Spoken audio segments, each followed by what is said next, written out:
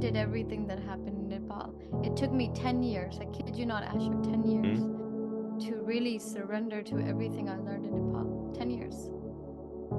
I was 19 and I'm 29 now. It's took me, it really this year, all of those things, that monk that I talked about in that story, you know, like I had so many teachers in this lifetime that would show up and then they would disappear because they were out of, I think, outer world being, I don't know.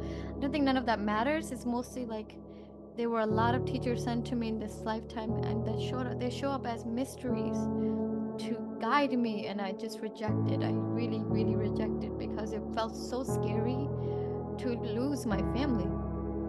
More than anything, it was like I would lose my family if I really followed the hunches. I think I feel that still to this day because I'm still being guided and I'm not listening. I guess I'm listening. I applied for my passport. I am being told for this past year, you need to go back home. You need to go back to Pakistan and see everything differently. You need to see it for what it really was, and then also see it differently. Like it's like the loop hasn't closed. Like it's really, yeah. So here's the thing. Your ancestors haven't abandoned you. No.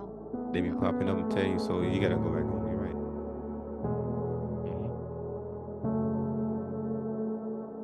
Yeah. What month you going back? When am I going back? Yeah, what month? When I after Christmas, so hopefully in January. Okay, so the book will be out by then. Perfect. This is it's perfect. And Yeah. then we'll write a second book, and Yep. then things will be very good. It will be a completely different book about the same shit, just Yeah, totally more different way of details. perceiving it. More details. Yeah. Oh yeah, totally. It's I mean, all it is telling a story, my friend. It's all we do is telling a story. Yeah. I also, my ancestors or my spirit guides actually communicated with me that when I go to Pakistan to hire a photographer or film person, and to go to all those places and sit there and take and like capture your essence as you're reliving it, relive the journey, and Yes. see your strengths and really feel your strength being there. I No, like that would was be given good. like very specific, like where you're gonna go, what you're gonna wear. You need to be there in those little, I don't know if Jamaica had it, but like behind every block there was like a street where you could dump your trash and The trash alley. people would pick up. Yeah, it's nasty. It's like so totally, but you need to sit there. You need to sit there and be in that trash and feel your strength, feel your holiness, feel your divinity, and really, really like feel that. But my passport expired today, actually. Wait, you talking your Pakistani passport or U.S. passport? No, my United States passport is expired.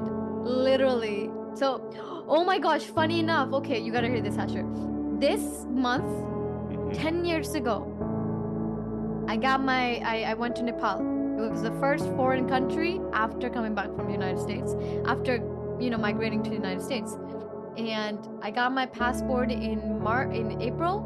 I applied visa to Nepal, and I got to in Nepal in August 20, I forget, but it was 10 years ago, 2014, yeah. And now my passport has expired, and if you look at my passport, it just stamps, stamps, stamps, stamps, so many stamps from all over the world. But it started in Nepal. You gotta keep that passport. Yeah, I have it right here actually, but yeah. Yeah. But I applied for my passport 2 days ago, so hopefully it'll come in time to go. You are a citizen, right? I am, yeah. Okay, perfect. What am I asking now? You got a passport. That's right. You're a citizen. What am I thinking? Well, I could have a Pakistani passport, which wouldn't really take me anywhere. That's one thing good about a U.S. passport. You can go anywhere. Yeah, it is. I can't complain about that one, my friend. It's a powerful passport. People who live in the United States, if you do not have your fucking passport, what the fuck are you doing? including my partner. I applied for his passport 2 days ago too. Wait a minute. Matthew doesn't have a passport. So he hasn't left the country? I mean, other than diplomats? He's left the country, but he had like that military passport, which doesn't really count as a United States passport. Yeah. He has like a brown military passport. I'm like, you are sitting on a gold mine. Like this blue in Pakistani people, we say this: the blue book is the most powerful book you're ever gonna. Yeah, no, it is. No, it is. No, really, I appreciate that, motherfucker. I'm cursing now, but I'm like, yo, you get anywhere. It works.